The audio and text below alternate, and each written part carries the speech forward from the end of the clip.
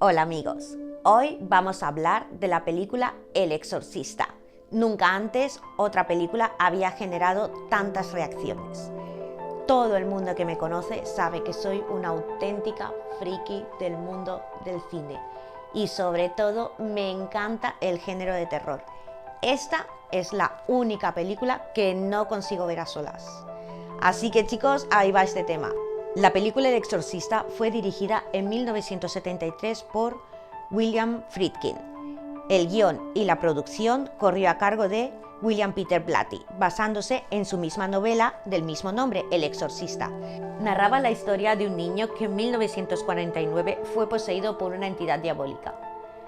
William Blatty conoció esta historia cuando estaba estudiando con los jesuitas. Encontró un artículo de periódico que narraba todos los hechos. A partir de escribir este guión, William Blatty abandonará el seminario y se convertirá en guionista de películas de Hollywood. La película El Exorcista pertenece a una saga. Estas son las siguientes películas. La primera, 1973. La segunda será del año 1977, El Exorcista, el hereje. En el año 1990, El Exorcista 3. Y en el año 2004 vendrá la precuela, El Exorcista, el comienzo. Vamos por partes. Primero explicaremos cómo nace la historia en la novela de William Blatty.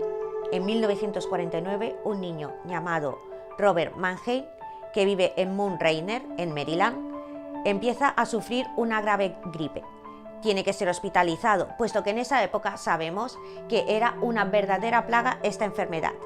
Los testigos dicen que durante una de las primeras noches de hospitalización se empezaron a ver los primeros síntomas extraños. Los niños que compartían la habitación con él empezaron todos a llorar. Cuando acuden las enfermeras y algunos de los padres que también estaban ahí cuidando de los niños, dijeron que el niño empezó a hablar de manera muy agresiva, soltando gritos y diferentes blasfemias, con voz de hombre adulto. Por lo visto, las enfermeras, cuando llegaron hasta él, al niño se le salían los ojos de las órbitas y su cuerpo estaba totalmente agarrotado. Sabemos que el padre pertenecía al Ku Klux Klan y ellos eran de religión luterana. Para poder someterse al exorcismo, tuvieron que bautizar al niño en la religión católica. Normalmente esta ceremonia duraría solamente un par de minutos. Sin embargo, ya presa de la posesión, esta ceremonia duró más o menos unas 2 horas, puesto que el niño hacía realmente imposible que la pudieran llevar a cabo. Al igual que en la película, el niño también tuvo que someterse a pruebas psicológicas. El padre Luther Miles Schultz fue el que aconsejó a la familia que llevaran al niño a las clínicas mentales. Es él el que acaba aconsejándoles que acudan a la Iglesia Católica, puesto que ellos son los únicos que tienen ritos exorcistas.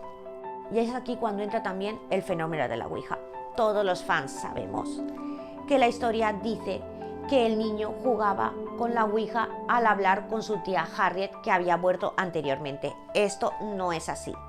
En la novela, Blatty cuenta que realmente lo que ocurrió es que una vez habían vuelto de las clínicas médicas sin recibir una respuesta, el niño empezó a producir el fenómeno de que las palabras se escribían sobre su estómago, como vemos también en la película A la niña Regan. Por lo visto, esa noche en la barriga salió la palabra Luis. La madre, al verlo, preguntó: ¿quieres decir Saint Louis? Seguidamente, sobre la piel apareció la respuesta sí. La madre volvió a preguntar: ¿quieres decir que vayamos a Saint Louis? Y volvió a salir otra respuesta, que fue sí. Resulta que la tía Harriet había sido una reconocida medium y había muerto unas semanas antes. Ellos se trasladan a la casa donde la tía Harriet vivía y es aquí donde la familia en realidad lo que hizo fue practicar la Ouija para comunicarse con la tía Harriet. Y es aquí donde ellos empiezan a sospechar que lo que ocurre es que el niño ha sido poseído por el espíritu de su tía. Esto es lo que la familia contará cuando por fin se encuentran con un miembro de la Iglesia Católica para pedir ayuda. Esta es la historia que contarán al padre de la Iglesia Católica, Albert Hughes, que será el que los entrevistará para conocer el caso. Quienes finalmente realizarán el exorcismo serán Raymond Bishop y William Bowden. Las únicas similitudes que habrá entre el niño Mannheim y la niña Regan será que ambos son adolescentes, los arañazos y golpes que se escuchan por la casa, los dos pronuncian blasfemias, los fenómenos telequinésicos, como por ejemplo recordar que hay numerosas escenas en las cuales en la película los muebles se mueven, como por ejemplo cuando en la película Carras está hablando por primera vez con el demonio y este le comunica que está con su madre, cuando la niña no podía saber que esta mujer había muerto. Y luego finalmente también las cicatrices en la piel con forma de palabras.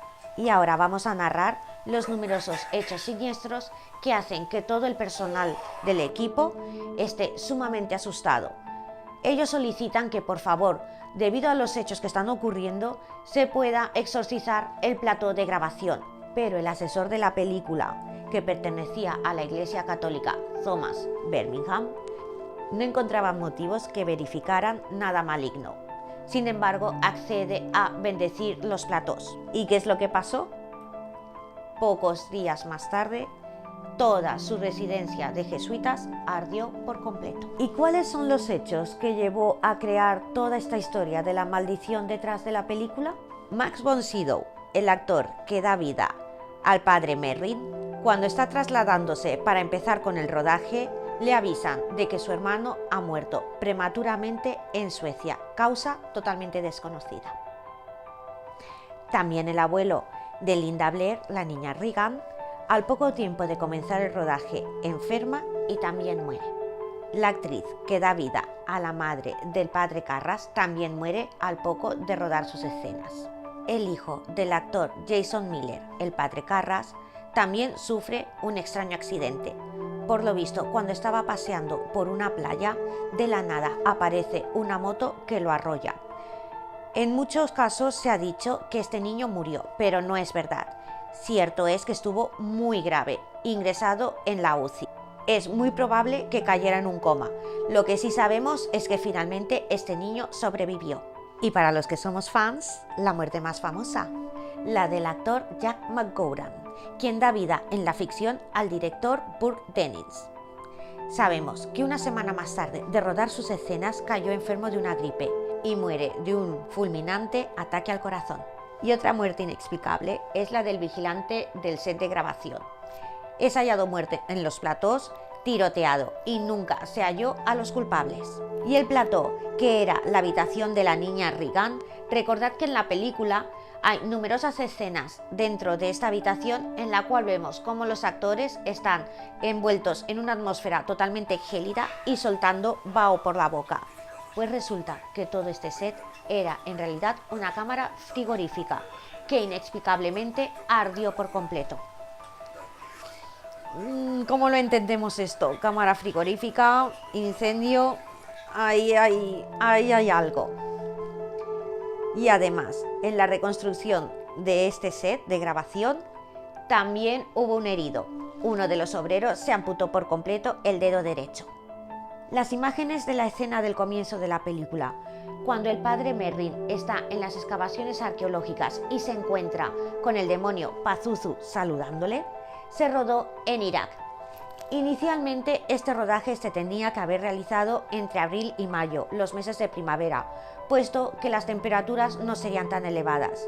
Debido a todos los contratiempos que hubo durante la grabación, finalmente estas escenas se rodaron en el mes de agosto, a más de 50 grados de temperatura.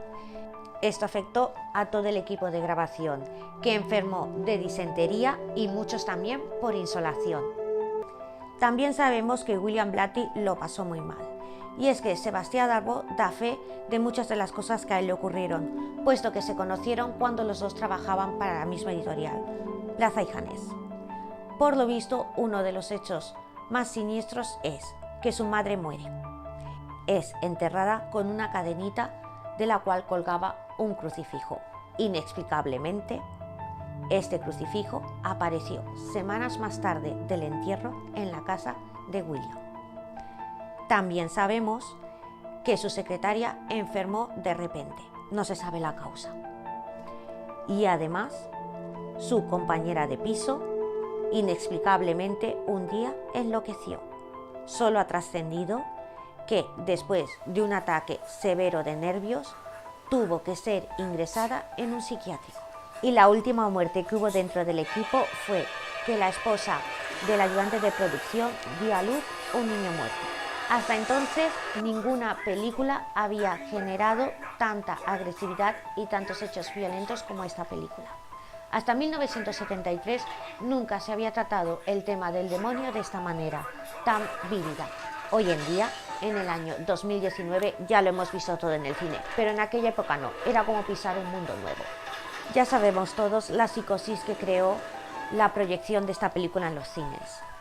Todos sabemos las historias de ataques al corazón, ataques de pánico, las ambulancias que esperaban en las puertas de los cines para poder atender a la gente que salía vomitando, llorando. Pero la noticia más fuerte fue el anuncio en un cine de Londres de que durante una proyección de la película, una mujer, debido a un ataque de pánico, acabó abortando al bebé que estaba esperando. Estaba embarazada para aquel entonces ya de 8 meses. Una noticia que he encontrado realmente escalofriante. Resulta que un compañero de la Academia Militar del mismo príncipe Charles, al día siguiente de visionar la película, entró en una iglesia y se inmoló. En octubre de 1974, el caso del chico Nicholas Bell. Este muchacho mató a una niña de 9 años. Durante el juicio, él afirmó que después de visionar la película, empezó a sentir interés por la magia negra y a practicar la Ouija. De ahí pasó a disfrutar mutilando pájaros y después de eso empezó a sufrir continuas pesadillas que le llevaron a enloquecer. Él lo único que recuerda de este hecho es que simplemente cuando vio a la niña de 9 años enloqueció por completo y de ahí se borran todos sus recuerdos. Sin embargo, fue hallado culpable y condenado, y después de entrar en prisión, él mismo reconocería que todo esto fue una estrategia durante el juicio para poder librarse de la cárcel. En ese mismo año, Michael Taylor, de Ossett, Yorkshire, después de visionar la película, creyó también enloquecer. Sentía que estaba realmente poseído y se sometió a un exorcismo. Al mismo día siguiente de esta ceremonia, por la mañana, asesinó con sus propias manos desnudas a su mujer, arrancándole toda la piel hasta los huesos, incluso la lengua. El informe médico revelaría que en realidad esta mujer murió ahogada en su propia sangre. Y en 1974, pero en Alemania, Rainer Hertram, de 19 años, se pegará un tiro con un rifle automático justo después de ver la película. Esto provocó que mucha gente presentara un aluvión de protestas y pidieran que cesara la proyección de la película. Y vamos a parar un poco ya de tan mal rollo, de tantas cosas nefastas, y vamos a poner por fin una nota simpática en toda esta historia. En sus memorias, el multimillonario Richard Branson, el propietario de la cadena Virgin, cuenta que es gracias al Tubular Bells de Mike Oldfield.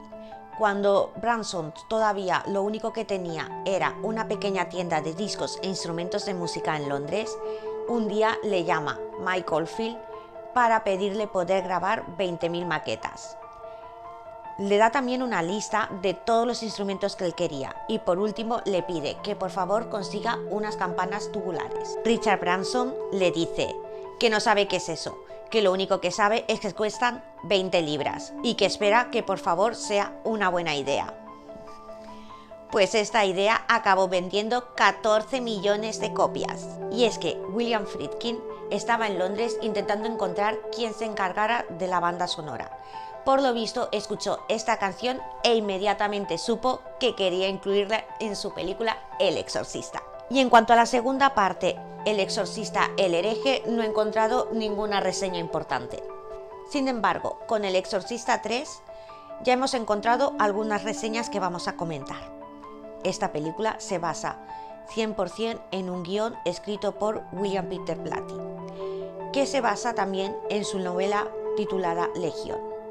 aquí en esta historia recupera el personaje que ya aparece en la primera película, que es el detective de policía que investiga el caso. Resulta que en la ciudad se están cometiendo unos sucesos muy extraños a raíz de un psico-killer que recibe el nombre de Génesis. La investigación le llevará hasta un centro mental en el cual también recuperaremos el personaje del amigo del padre Carras, que también aparece en la primera película. Uno de los fans de esta película es un personaje por todos muy conocido: Jeffrey Dahmer, el carnicero de Milwaukee.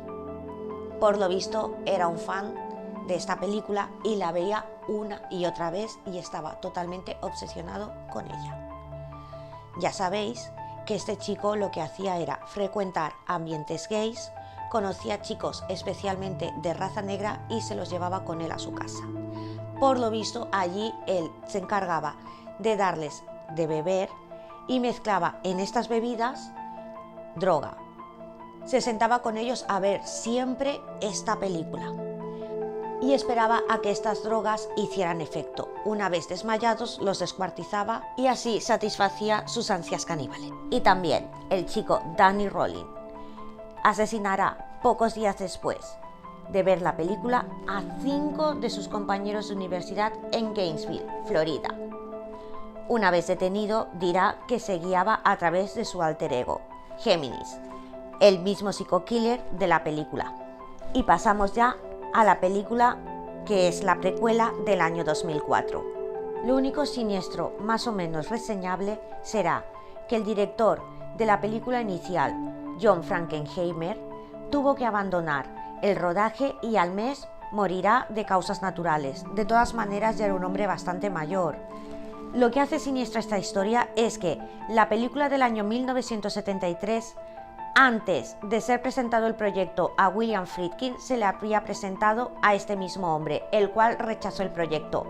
Probablemente se habrá arrepentido bastante de lo que hizo, debido al enorme éxito de la película. Así que esta vez se le volvió a presentar el proyecto y esta vez lo aceptó. Sin embargo, nunca consiguió llegar a rodar la película. Finalmente, el encargado será un director sueco llamado Denny Harlin. Al poco de aceptar el proyecto, en Roma le atropellará un coche y tuvo que rodar toda la película en muletas. Él también cuenta que un día, cuando volvió a casa después del trabajo, se marchó a dormir y por la mañana, al levantarse, su perra estaba envuelta en sangre, vomitando copiosamente. La llevaron al veterinario y consiguieron operarla con éxito.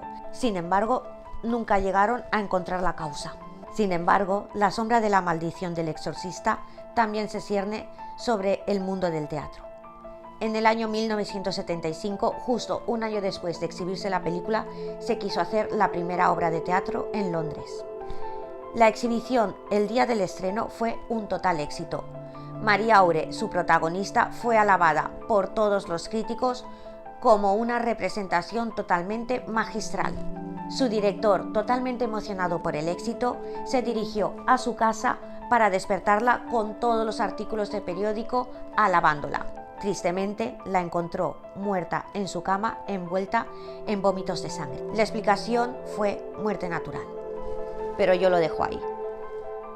Y amigos, llegamos al final de nuestra historia. Para concluirla, voy a daros un dato. Probablemente no os guste demasiado, no quiero decepcionaros, pero queremos ceñirnos totalmente a la realidad.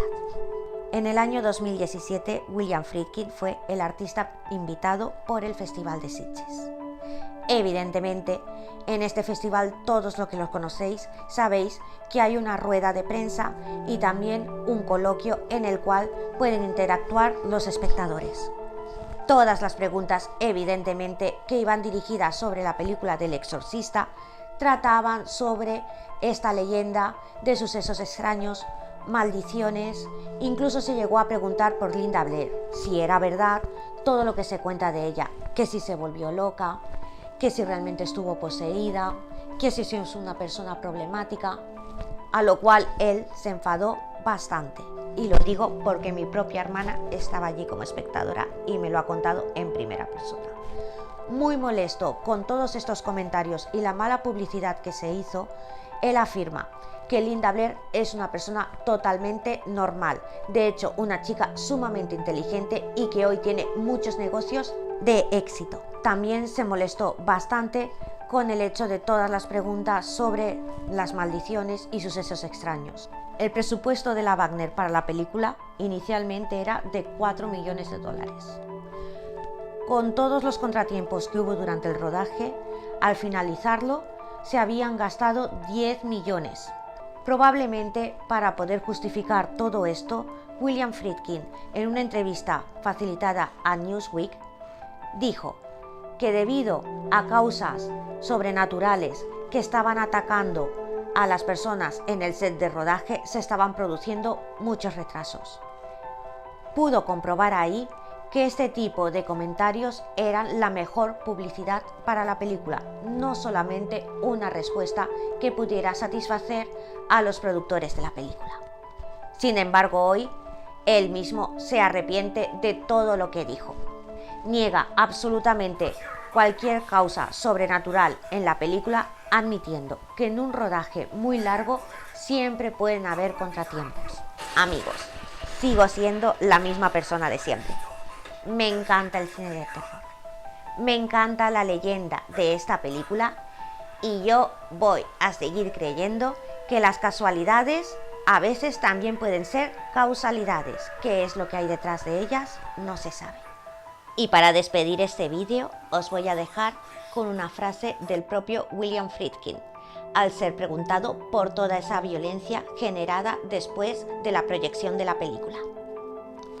Si andas buscando el mal, al final te encontrarás con él.